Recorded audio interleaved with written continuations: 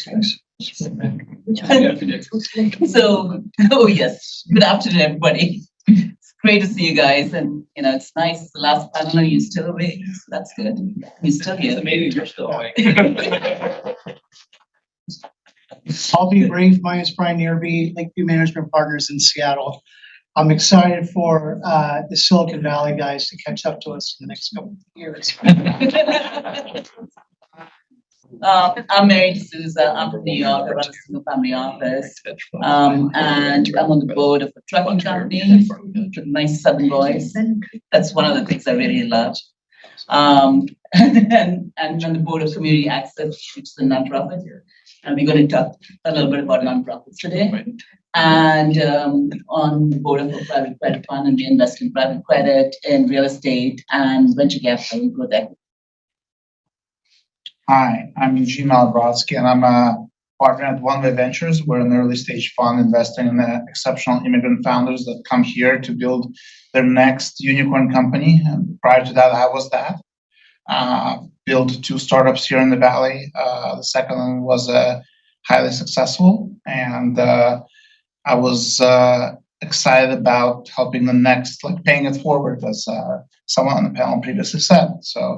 And I teamed up with a partner, Simon Dukoc, who was known for MIT blackjack team, and he was a group leader. If you've seen movie 21 and other things, so he was in the movie about him. But And where did you come from? I was originally from Lithuania, and both parents are engineers, so I saw my first computer that was, the size of this room. And then my uncle, he was already living in the US, brought a laptop, 386, it was in a brick, but that thick, but black and white. It was Windows, and I just fell in love. Since age 15, I started my career in tech, and been always in it. But as I was finishing up my 10 year of doing 15 years of building a company, I thought about, okay, what do I want to do next? I don't want to build a new company because I don't have another 15 years of doing this and working 20 hours a day. So I decided that I want to pay it forward and invest in people that come here like me and really trying to impact the world, especially, and create jobs as well here. It's an interesting concept because there's another fund that does the same thing, the immigrant thing. And they found that you get extra alpha because people work hard to come here. Yes. And when they come here, they want to create back. Exactly. Yeah. So we'll go to him next. I'm sorry, what's your name? Peter. My name is Peter Bain, and I'm founder and CEO of a startup called Brightwater HTC. We're in the space of developing technology to treat and manage wastewater. I also serve on the board of Sustainable Silicon Valley, nonprofit organization focused on sustainability and environmentalism. I'm also an angel investor. Full disclosure, I invested in Chooch as well. That's about it. Thank you. I'm Ann Kennedy. I am managing director of the Masters Fund. We invest in women-led technology-enabled startups using a revenue-based redemption model. And I'd be happy to go through all the details. I thank you, Mark, for the good setup. That's just the tip of the iceberg.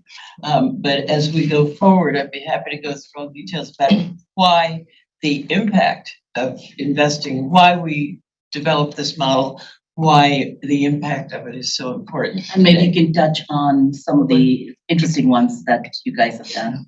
Just to give us a our flavor. investments? Yes. Yes, we're Yeah, sector. no. Okay, sure.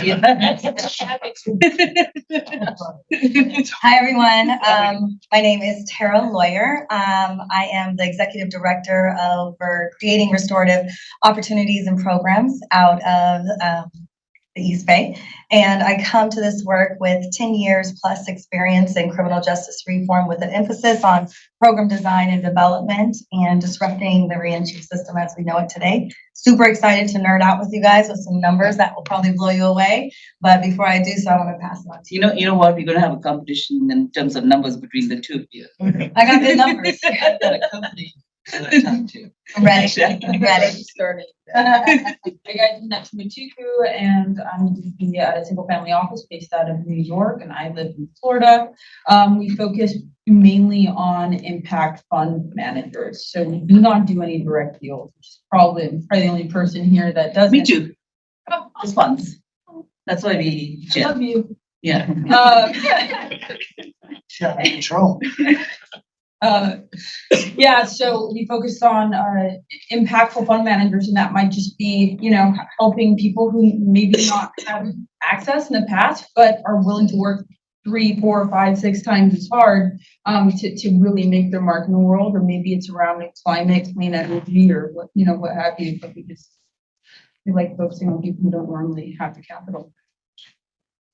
Philip Benjamin, run my family office. We're a multi-gen family office, so I guess I'm in NextGen, to throw that term out. Have done a lot of investing in the venture capital space. Our family's background is in real estate, but I've kind of moved us into venture capital over the last 15 years. Started out direct investing and fund investing, and now we have a couple alternative strategies that we run ourselves. Pretty proud of that, and yeah, love the VC space, and it's been a really interesting experience to break into a new industry as a family. One of the things we talked about in Seattle yesterday, so I didn't share, Mary told me, longtime Microsoft, worked for Silver Lake and did some time down here in Sand Hill. What I heard a lot today with the group was the labor shortage, and is AI going to cannibalize some of those open opportunities for employment? We had a great conversation yesterday. I have a daughter down the road at Cal Poly, another one in Arizona. My son, Mark, was nice enough to allow my high school, my senior, attend the session yesterday. He's actually smarter than you are. He absolutely is.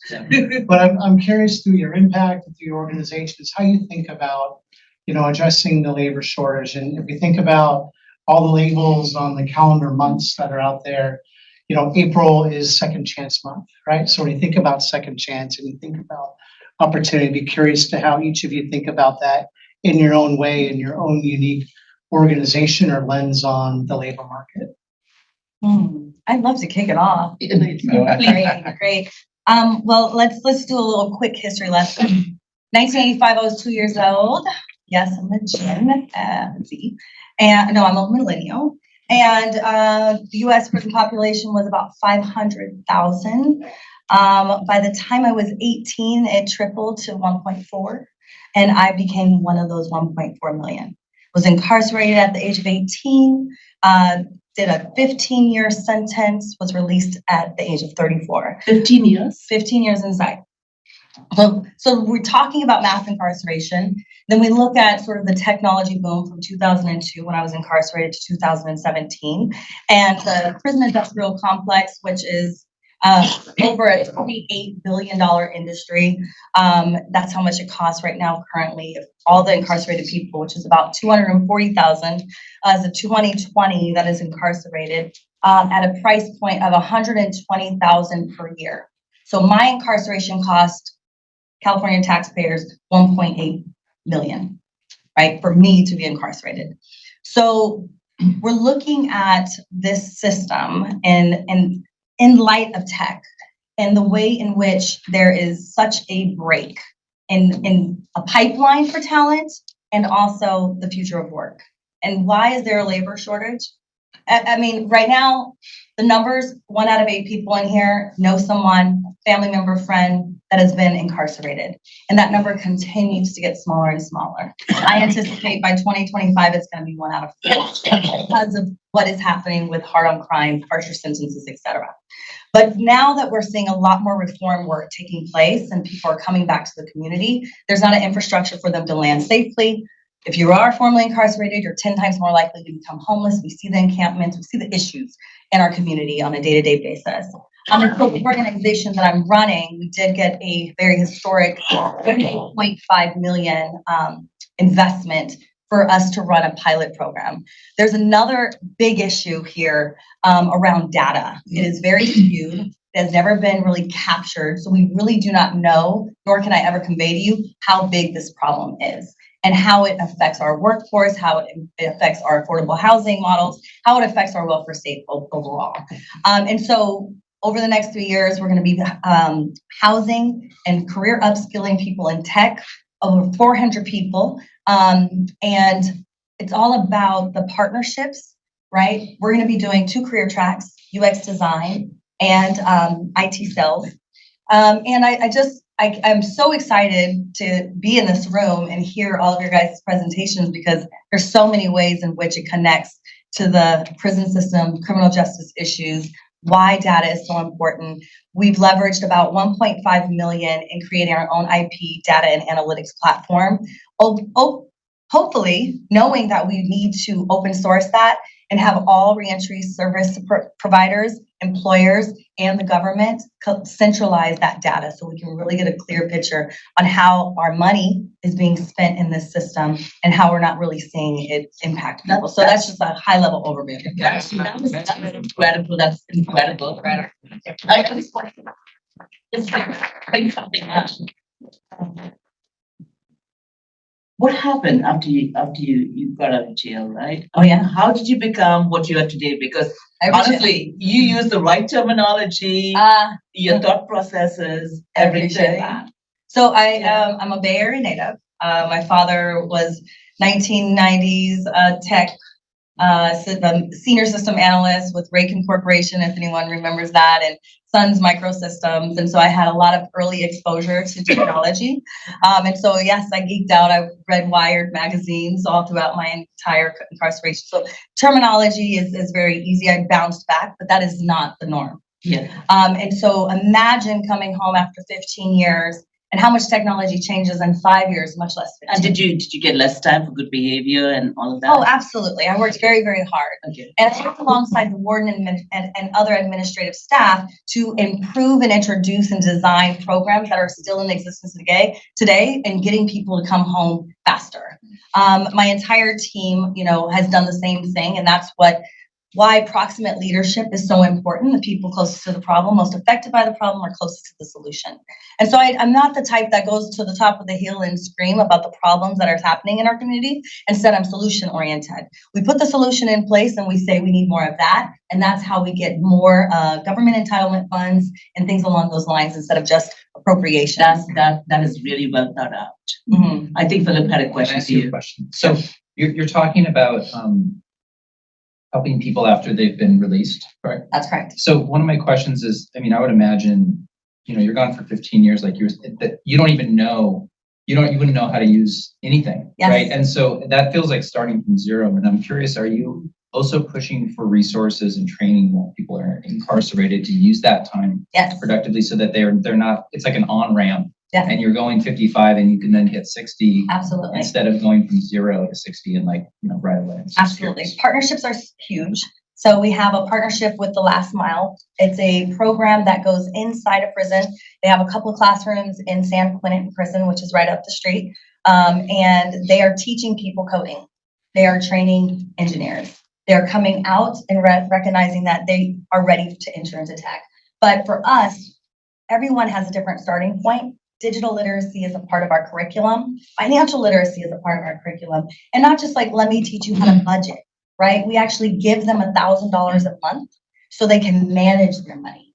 So they can have their checking and their savings account and their credit to build that up for being so long. Someone else was presenting earlier today about data, your identity being stolen. And the majority of people that are incarcerated have had their identity stolen. So trying to reacclimate and trying to reinstate yourself, there's just so many buckets here that I can talk about. But specific to what you said, yes, we start while they're in prison. And then upon their release, we continue that transition into the workforce so that they, can I just emphasize, so they can have family sustainable wages, not just waiting tables and doing all of this, but so that they can get out of the mindset of scarcity that makes them go back to criminal activity for survival.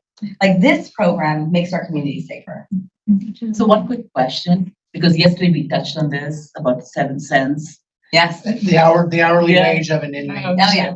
Yeah. Yeah. Is anything being done? 7 cents. 7 cents. Yeah. Yeah, is So- anything being done about that? Absolutely not. I think, the one thing that has happened, through my incarceration period was they actually said, we're gonna increase how much you can spend on canteen. Canteen is like the commissary store, Yeah.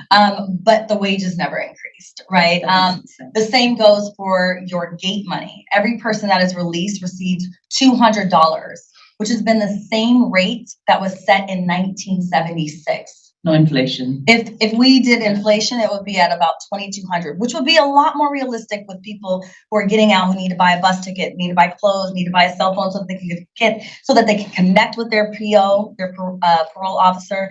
And that, like what we're doing right now to people is we're kind of setting them up for failure. Yeah. I mean, the homelessness issue is a big matter. And we're talking about someone who does not secure housing goes right back into the system. You can actually violate your parole if you don't secure housing. And if there's no housing, you're back in the cycle. We're talking a 54% recidivism rate. That means half of me that come out goes back into prison.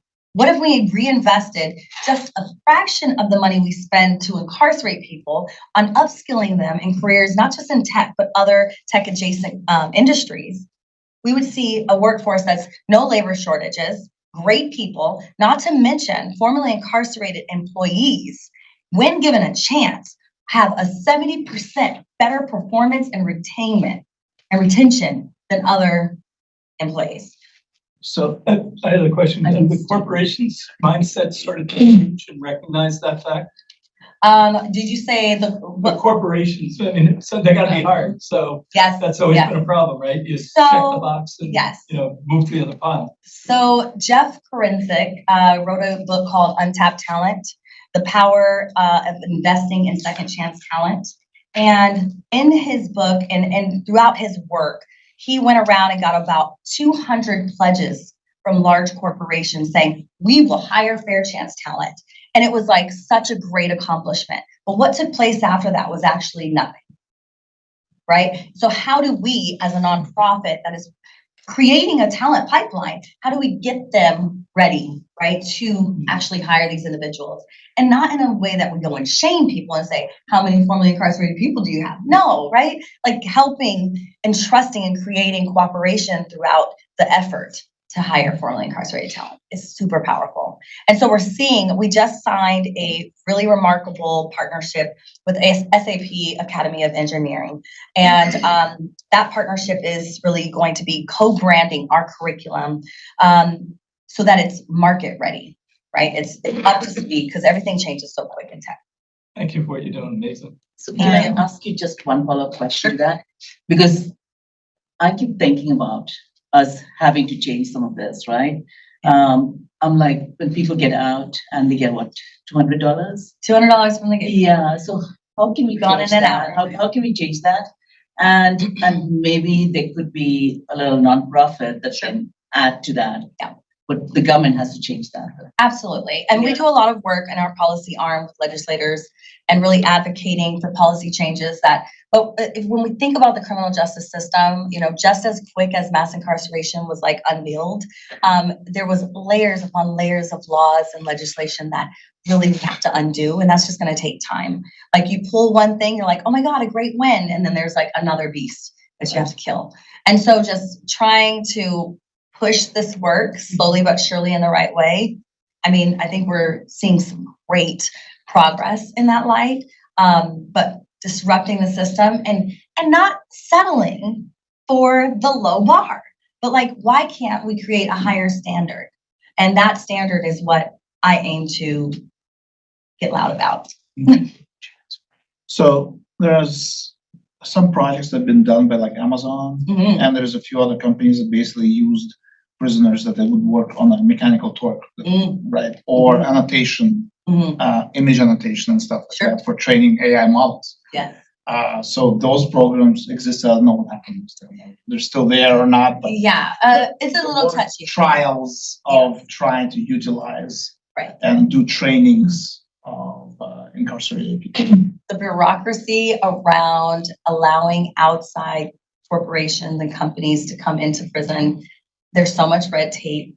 There are a few joint ventures where there's a lot of tech companies, even electrical hardware companies that are utilizing, incarcerated labor. I'm trying to use person-centered language. If you I'm trying to steer clear of like inmate and convict and felon, but really trying to use identifiers that uplift the individual as a person. But ultimately, those contracts, I mean, you're still getting minimum wage, which in comparison to 8 cents for someone that's incarcerated, they can actually send money home to their children. Yeah. They can actually save up and for their house, for their apartment upon And release. they can feel good about themselves, Absolutely. right? And Yeah, absolutely. Yeah. Even though there's some other nuances with joint ventures, they make the incarcerated person pay for their prison cell.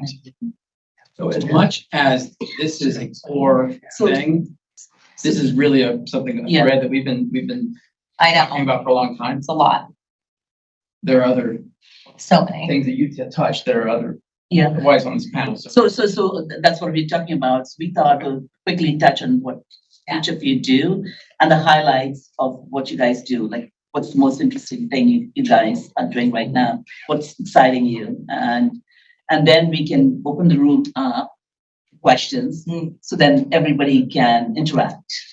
How about that? So I guess I'll start. So some of the things that we've been excited lately about is disruption of the healthcare system through use of AI, for example. And because we invested in one company that, for example, increases the utilization of MRI and CT machines in hospitals by 35-40%. Because the inefficiencies of humans basically scheduling, you schedule a machine, you schedule a technician, you schedule a patient. All of that has been done by a human, basically sitting at the front desk and trying to grab schedules of everything. So AI and technology, imagine Calendly. A lot of you are familiar with that product, but for specifically healthcare industry. That's like one of the things, right? Is how do you disrupt how things are done? Like a lot of people say, oh, I can't get an MRI appointment for like 3 months. Yes, because the system is inefficient. And there's a lot of inefficiencies that can be done in that industry. So hugely looking at all the aspects of healthcare and where either AI or some kind of other technology can actually utilize the technology to optimize the healthcare industry. Also, prop tech, right? The construction industry has been completely neglected. And there's a lot of things that can be done in that using technology. There are companies that are currently in AI that basically they have drawings that have blueprints, and you submit those drawings to the AI system. It finds errors in your drawings before you submit them to the city. So instead of you going back and forth with the city and you increase efficiency through basically AI analyzing your drawings and finding an efficiency based on laws of that state, that city. Wow. That is Very amazing. cool. Yeah. So those are the things that I'm excited about. And Those are what things we've we been need to happen. Yeah. So we're strong believers in investing in technologies and people that are building technology that are actually disrupting a thing that we use every day or our pain points, not just Or maybe finding a solution. and finding a solution as well. Yeah. And as we look at diversity, we haven't really looked at ourselves as, we're only going to invest in female founders. But we've been lucky that we have invested in like 30% of our portfolio has a female founder in the company without even trying. It's just finding the best person who has a great idea that's trying to disrupt things. Me and Nick actually are investors in one of those companies that are disrupting also medical industry, dental industry, using AI to predict teeth movement and create the retainers that are 3D printed that would actually, you go in once and Nick, you actually try it yourself. Yeah. He's actually wearing it right now. No, Oh. I finished the thing. Yeah, he finished the thing. Basically, they print the whole series of what What, takes like 9 months. what technology is that? That's amazing. Well, what's the name of the company? It's 3D predict. 3D, what? It's 3D predict. 3D Predict. Yeah. Okay. Yeah. They're based out of New York. Oh, good. Excellent. So that's what I'm excited about. And take it off to you. Peter, right? Yes. Yeah. Well, I'll follow Christopher's lead. I like water and I like money. So I've been passionate about clean water for a very long time. One of my first jobs was working on the Brita business, the water filters. And my mind was sort of blown at the things that are in our water, the things that we're drinking every day, the state of the infrastructure. Don't tell us because we won't drink the water. Yeah. And the technology available to treat and manage that water. So my career took a very different trajectory, but in the last couple of years, I've had some room to do the things that I want to do.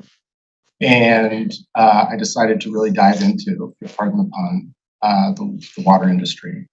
So I've found, Made a big splash. yeah, water puns are the best. You can, you can. Yeah. If you want to You go, had to do if it, you want to right? go underwater, I like the sunshine. Yeah. You have a drink. So let's see where I'm going with this. I founded a company that's exploring some innovative technology on contaminant destruction in water. The technology first I'll touch on municipal wastewater, not a very sexy topic, but the technology that we're using there is 100-year-old technology. It's been done in different parts of the world, right? Treating municipal water and treating it so well that it's almost like clean drinking water. Yes, but very few locations. Clean. So for the most part, the vast majority, and even in the state of California, which is pretty advanced, we are putting in wastewater. We're feeding it to microbes that's eating the caloric value. And then for the most part, the wastewater is getting discharged into the bay, into the ocean. Along with that wastewater are all these synthetic compounds, including fun stuff like PFAS, which you've heard of, microplastics, microfibers. If you ever look at your dryer lint, that is just a portion of material that we're finding in wastewater treatment plants, and none of that technology is taking care of it. So I think Are you working on that? yes. Yeah, so that I think there's a real opportunity there as our infrastructure is all failing around us. Most of the wastewater treatment plants, 100-year-old technology, all built in the 70s, 40-year lifespan, we're due. There's other avenues that are emerging. So the synthetic compounds is one of them. The other one is in the oil and gas business, the produced water. So for every barrel of oil, you get 1,500, 1,800 gallons wastewater. Right now, we're taking that wastewater and we're injecting it down the ground. People are speculating that that's the cause of the earthquakes that we're seeing in the Permian Basin, Texas. So we've got some technology to take that wastewater and turn it into something useful, harvesting energy, ultimately taking it to potable hydrogen. Yep. Desal is another area that we're working on. Major issues with desal, power consumption, cost. The membrane is really expensive. You're using that quite a bit in the Middle East, They right? sure are. Yep. Where energy is relatively inexpensive. And you end up with a waste stream of highly, highly salted water. So in the yes and model, we think we've got some technology to address the economic proposition of desal. Cheap? Yes, that's the idea, is to break the cost model. So I guess in summary, what I'm most excited about is that we've reached an inflection point. We've done incredible work on clean air.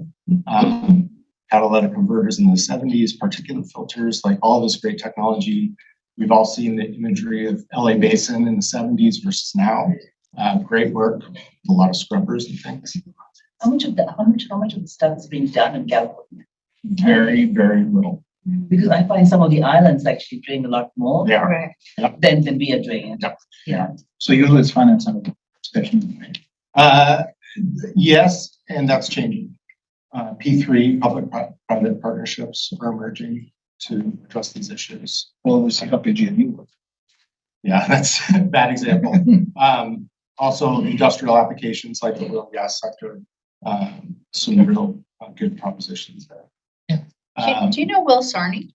By any chance? Yeah, he's been, on St. George. Yeah, he'd be a great person for you to talk to. He was in the ESG kind of before it was called ESG, like Yeah. 20, 30 years ago, working with big companies like Microsoft and their water usage. Mhm.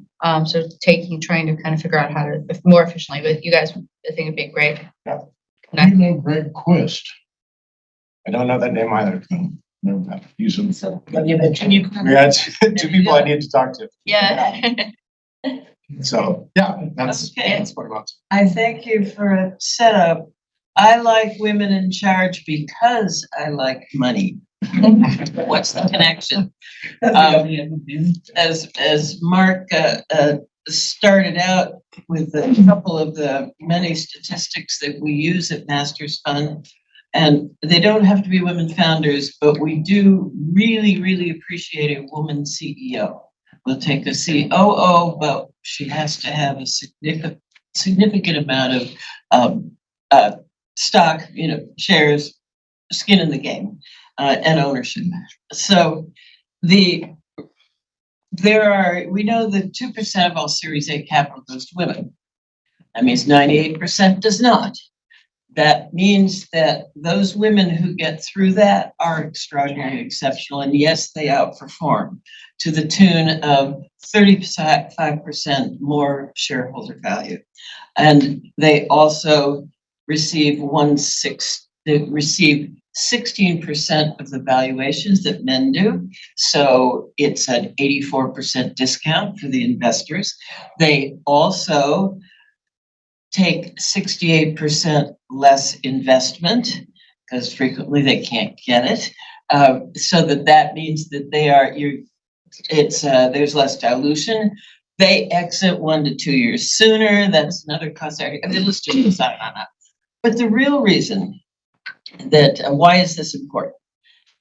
It's not just about leveling the playing field for women and bringing in gender equity, which by the way is the SDG number 5, and that's our first SDG.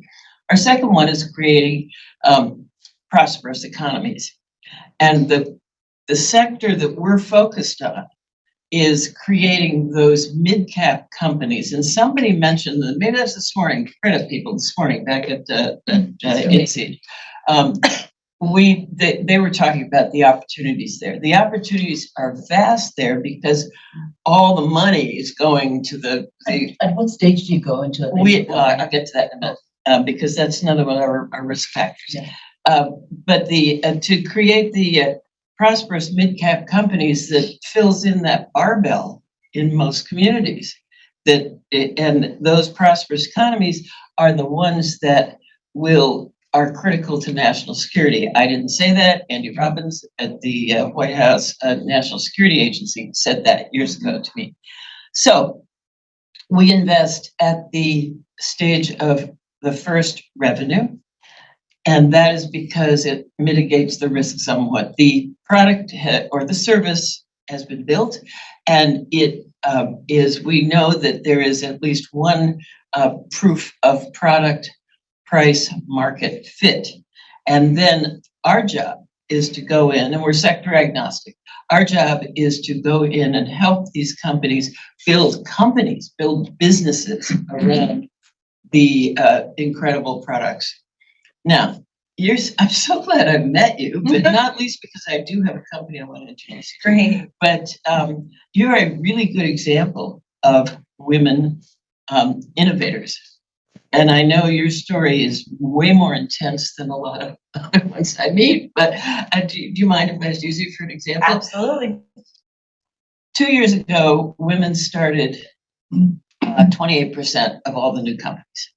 Last year, they started 48% of all the new companies. So they are innovating, and they're innovating at things where they see a problem. And it's frequently, maybe it'll get to be a unicorn, but it doesn't matter, because in solving a problem and creating a profitable, and by mid-cap, I mean anywhere from 100 million to 750 million valuation. Those are large companies.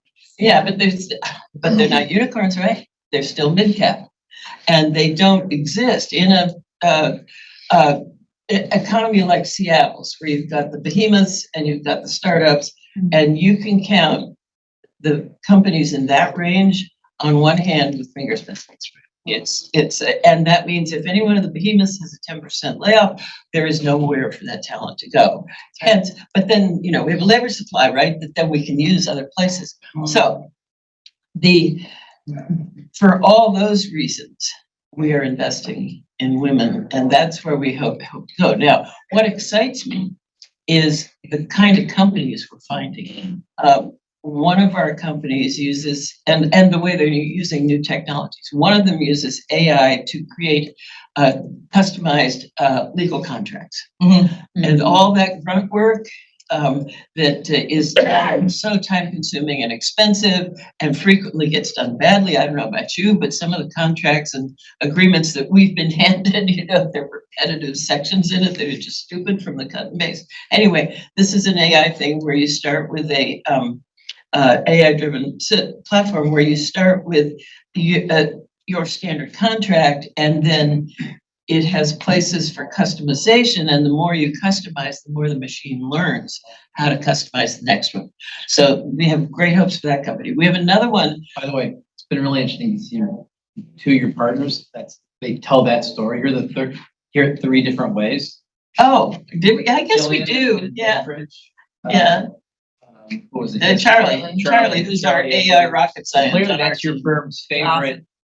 One of your favorite. Well, it is, and this is one of the ones that in our our Fund 1 portfolio that is really doing very, very well. Well, they all are. They're all way ahead of I didn't even get to the redemption schedule. So most of the I was going to ask you. No one from Perkins here to talk about lease. So one of the things I'll share for Ann is, I've seen it from a different lens in Seattle, and some of the other, angel, direct investor, VC communities I've linked on some of these female-backed companies, they come in, right? And it's really made Seattle a better economy and a better ecosystem of innovation. Yeah. And I think the model has made it a little bit more approachable, Yes. right? Well, With the redemption model. I'm so glad you said it that way, because the way we phrase it, and it's the flip side of the same thing, is we realize that the women aren't getting even the late seed. And so all of that talent, all those great ideas is going to waste. We realized you have to meet the women where they are. They have to be approachable. And so we took a long look, and I will, full disclosure, both my co-founder and I are from marketing. We're not from finance, but we have assembled, and we're not from AI and rocket science, but we've assembled some incredible teams under us. And that is our superpower, bringing in good teams to work for us. And we have an incredible financial team. What we realized is that the idea of going for the straight equity play works very, very well in some places. It works very, very well here in Silicon Valley. It does not work very, very well for the women who are not creating companies that are aiming to be unicorns. And so we said, well, what if we created a model where we originally called it structured exit. And that is an old term we learned from our attorney who wrote us the warrants. It's been around for 5 or 6 years. That is the idea that you make an investment and then there is a schedule of when it will be redeemed. And we use a redeemable warrant. And what price? Yeah, exactly. We do a standard 3x. And we expect that to happen. We modeled that to happen in 3 to 5 years. Now we find out that 3/4 of our portfolio in Fund 1 is going to be redeeming in year 2. it's like, whoa, and then we can reinvest the capital. That's the other thing. For the time. Yeah. Let's move on to Nesha. Yeah. We'll The come one back to thing, you. one thing on legal tech is the second, the last bullet point, and our programming schedule, I think we're like ABC or CBS, is on every Tuesday, we have a briefing, a deep dive. Wednesday meetups, deep dive, 11 East, all these are Eastern time, so it's still 8 a.m. here. 8:30, that's when you can do, and we, in those meetups is when we form a roundtable around who can do the legal tech. So take advantage of this, right, for you and your portfolio companies. No infomercials, but like we get 2 or 3, 4 people And maybe bam, it's not with great. them. We have Yeah. multiple companies. Yeah, and I'm Yeah. sure So- we can fill out more of that list. 'Cause So town hall on Tuesdays and the at 10:30 and Wednesdays 10:30 is where you can come, bring your portfolio companies. You can form, we talk about doing space and ocean. So Nesha, maybe you can quickly touch on something that's important to you. Yeah, Oh, she's got 10 things to report to her. So that's why you kept it.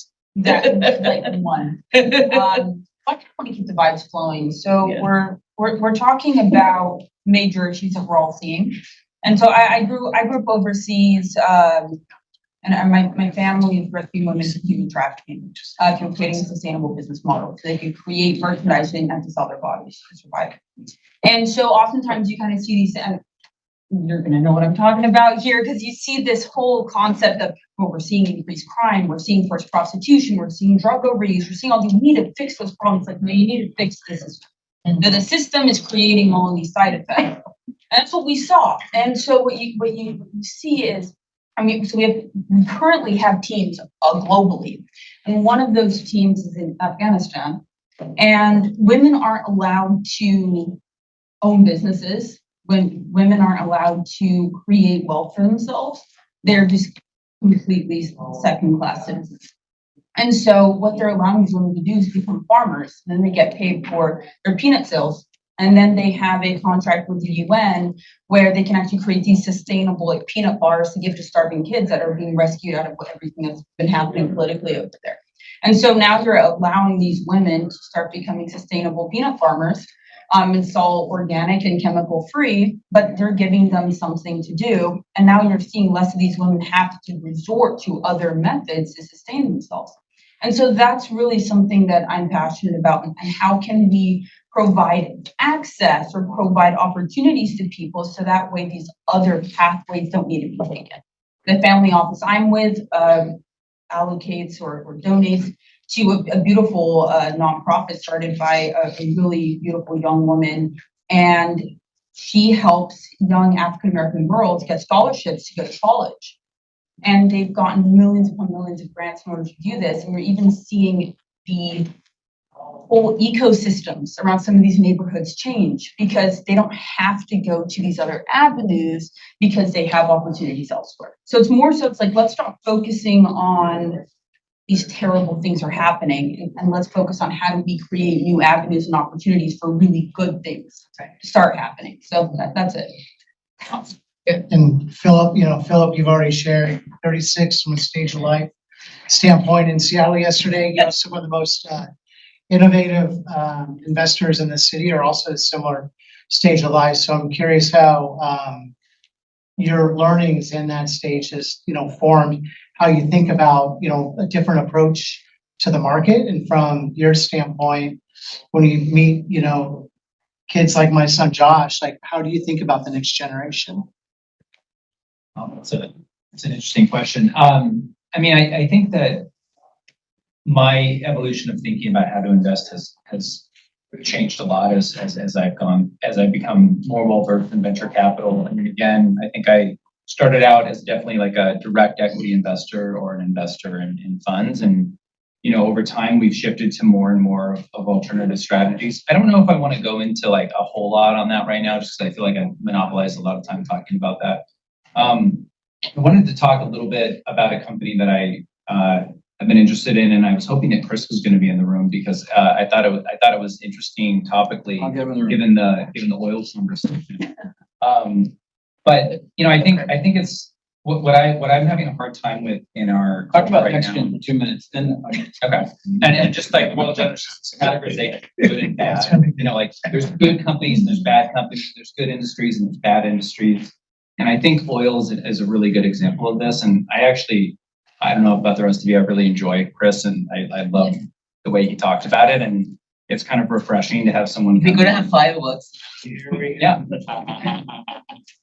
I was saying I enjoyed your presentation, and I think it's a mistake to villainize an industry, right? Or to villainize a corporation, and to attach morality to it. I think it's really about the intersection of government and legislation and corporations seeking profit, which is what their job is to do.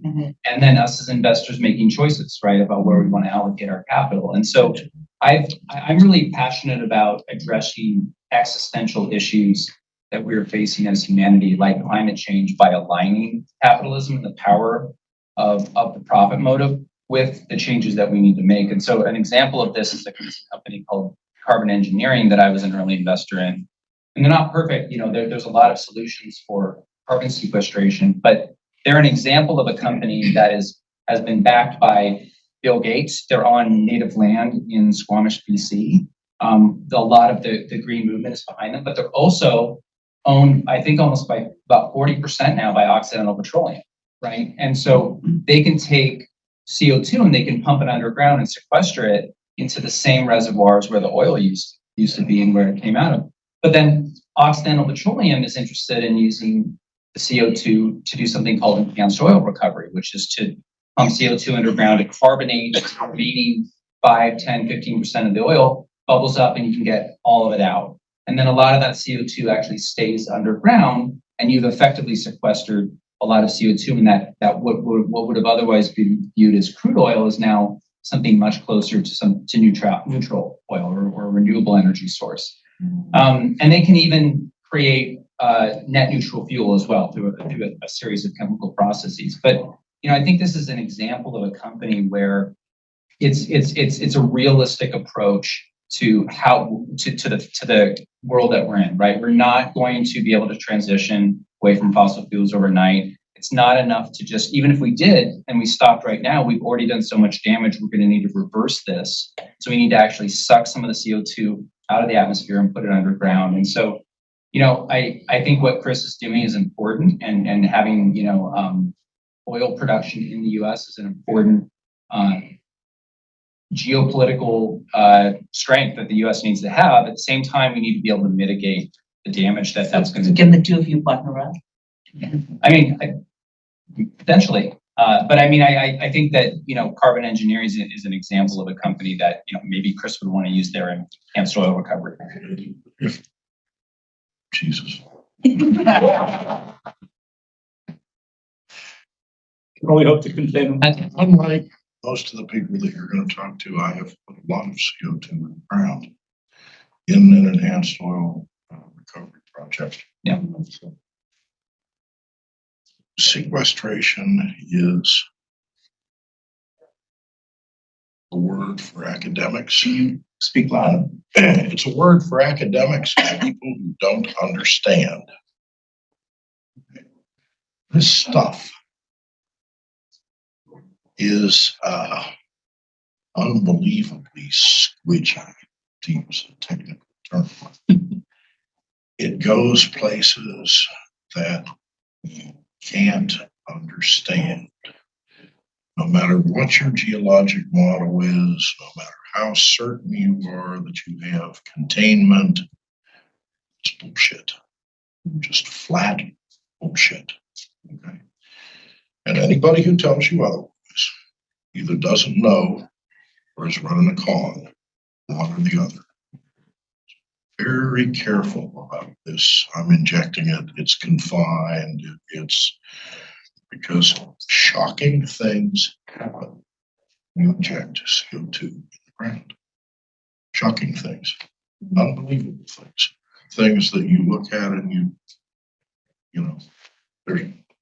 can't explain. So are you talking about like earthquakes and stuff like that? Or? No, I'm talking about, hell, I got CO2 coming out of a well 9 miles over there.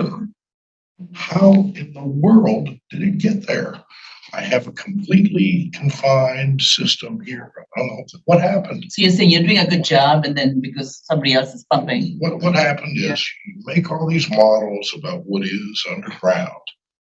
Don't confuse these models with reality because they're not. They're just models. Like all models, they suffer from significant problems of simplification. And if there's a way, the CO2 will get there. Water won't, other gases won't, you'll never see it. If there's a way, the CO2 is much more prone to find that. Are there other better ways to sequester carbon that you see don't leak? No, there aren't. There aren't. You just need to be careful when you walk down this road that you understand how imperfect this really is. What about turning them into byproducts like cement, sand to replace? I suppose, yeah, sure.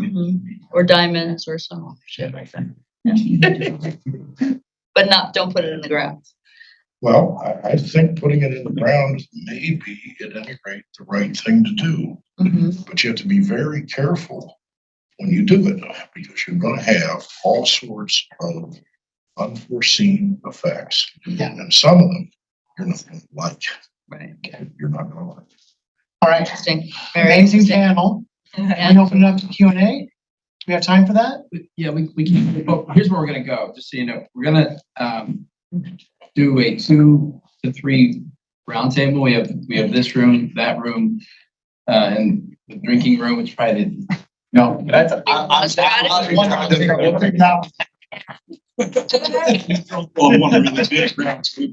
there's only one room. Little Q&A.